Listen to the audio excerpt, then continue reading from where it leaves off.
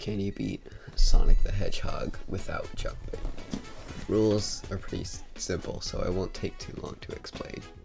All you have to do is not jump, and if I have to jump, then I move on to the next game. Now Sonic 1 is pretty simple. As we get stopped by a ledge, Sonic has to jump over. There are no nearby enemies to gain height, but there is a slope we could use to get over.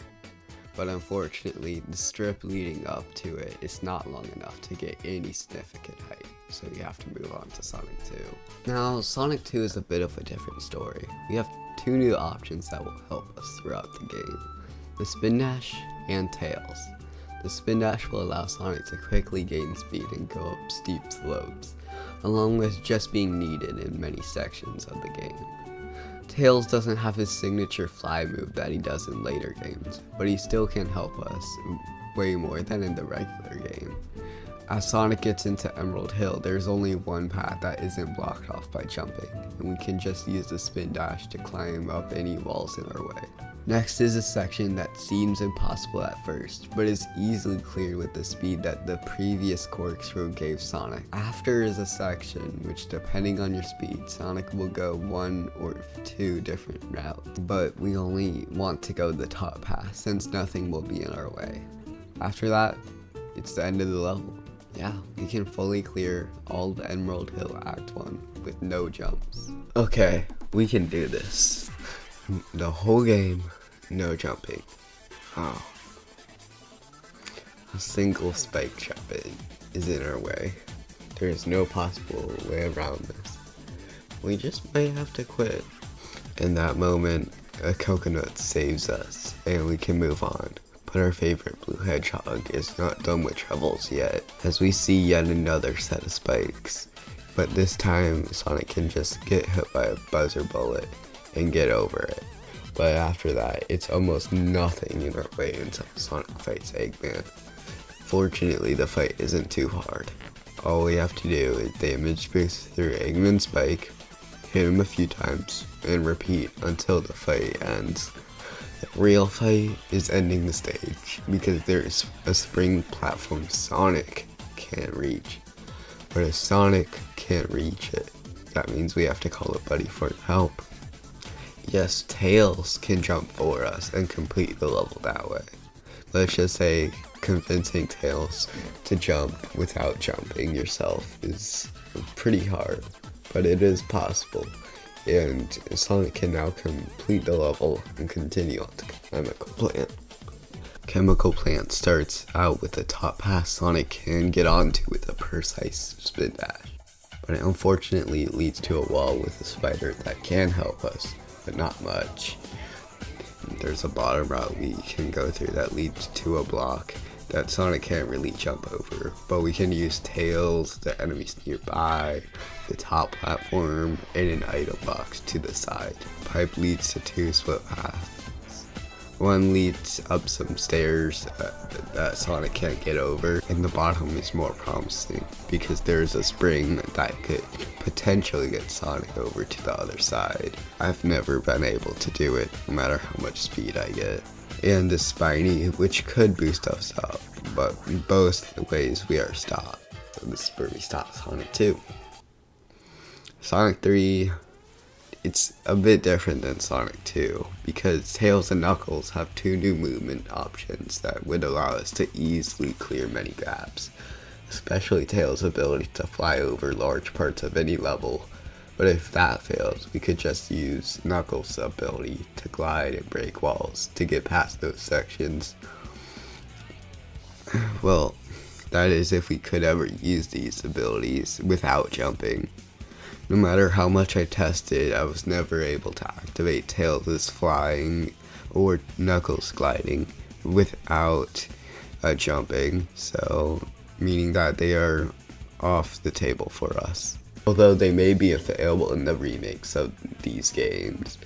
For now, I only care about the original Sega Genesis version, so if you would like me to cover the other versions and maybe even like other Sonic games, make sure you like and subscribe. Angel Island Act 1 is pretty simple. There's a path up top that Sonic can't jump over because of a ledge, And at the bottom we see a familiar situation to the Sonic 2 run, a spike and an enemy that Sonic can damage boost onto.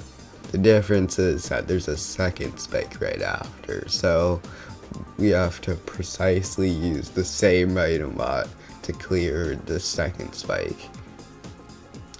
If we drop down, we can actually get the Chaos Emerald from the special stage, since only the later ones require jumping.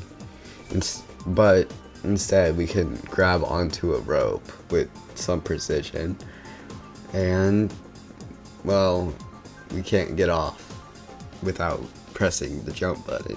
Well, Sonic presumably gets off with his arms and not legs, so it probably wouldn't be considered a jump. So we can allow it for now. After the ropes, Sonic needs to use a max charge spin dash to get enough speed to clear a rock. Progressing on, Sonic fights the first mini boss, and by that I mean he just stands there for 5 seconds before the flame pod just leaves. But it does put us right in front of a ledge with the checkpoint. Now, if Tails could just jump up there and then activate the checkpoint for us, we could die by timing over and then reach the other side. Unfortunately, even entering 2-player mode, Tails cannot activate the checkpoint, meaning we stop here. Sonic and Knuckles also has a level we can try. Going the bottom route, Sonic is stopped by an item box, but on the top route, Sonic is stopped by a spike. Sonic can actually drop down from the top route to the bottom route and get stuck by a pole he needs to jump onto. But there is an enemy, but unfortunately this one won't allow us to get enough height to grab onto the pulley or the pole nearby. Luckily, we can select Knuckles from the start of the game, and he goes a completely different route than we did as Sonic. But when the game is trying to teach us to use Knuckles' wall climb ability, we learn that we cannot use the wall climb ability without jumping, so we have to stop here. Sonic CD is one of the simplest games on here, although being one of the most complex to play. We have a top route Sonic can't reach because the half pipe doesn't give Sonic enough speed to get up there, even with a max charge super peel out. In a bottom route with a rock, Sonic obviously can't get over. Sonic 3D Blast is going to be pretty short if you're familiar with this game's structure and setup. Sonic needs to collect all the flickies in each area, and then jump into the floating ring to get to the next area. So if you heard that correctly, we're probably going to need to jump a lot in this game. So of course, we play through the level as normal, collect every single flicky required to enter the next area, and then can't enter it because we can't jump. Sonic Spinball is pretty similar because we need to collect all the emeralds in each level to progress. But for 2 of the emeralds, they're blocked by a wall Sonic can't jump over. But if you're wondering about the 3rd emerald, do you consider this a jump? If not, then we can collect this single emerald in Sonic Spinball without jumping. So yeah, you can't beat a platformer without jumping, no surprise, but it is shocking how far we can go in many levels. There is Dr. Robotnik's Mean Beam Machine, but I'm not good enough at it, and jumping isn't really something you do generally in the game, so I won't play it. Have a good day, Blake Skits out.